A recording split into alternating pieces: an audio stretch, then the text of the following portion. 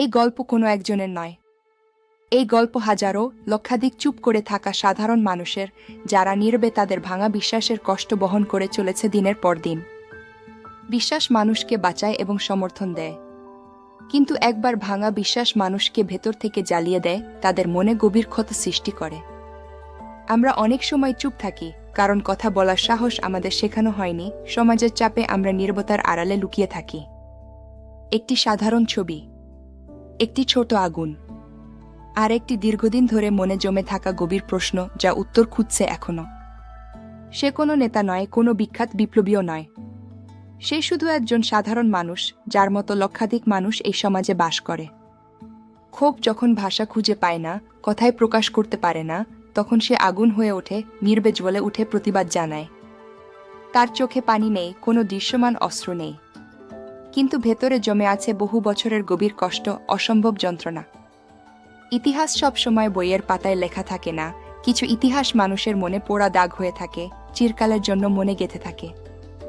এটা কোনো সাধারণ ছবি পোড়ানো নয়, এটা একটি ধারণার প্রতি নীরব প্রতিবাদ, একটি প্রতীকী আন্দোলন যা মনে গভীর ছাপ ফেলে। আমরা কাকে বিশ্বাস করেছিলাম এত নিঃশর্তে?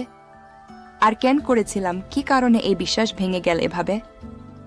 যাদের কথা কখনো শোনা হয়নি, যারা চিরকাল নীরব ছিল, আজ তারাই গল্প হয়ে উঠছে, তাদের কণ্ঠ সবাই শুনতে পাচ্ছে। এই লড়াই হাতের নয়, রাস্তায় নয়, এই লড়াই মনের ভেতরে, হৃদয়ের গভীরে চলে নীরবে। যখন আদর্শগুলো নিজেই মানুষকে আঘাত করে, বিশ্বাসঘাতকতা করে, তখন মানুষ প্রশ্ন তো করবেই, উত্তর খুঁজবে অবশ্যই। সব প্রতিবাদ স্লোগানে, চিৎকারে হয় না, কিছু প্রতিবাদ নীরব হয়। ভয়ঙ্কর নীরব, যা আরও গভীরভাবে আঘাত করে।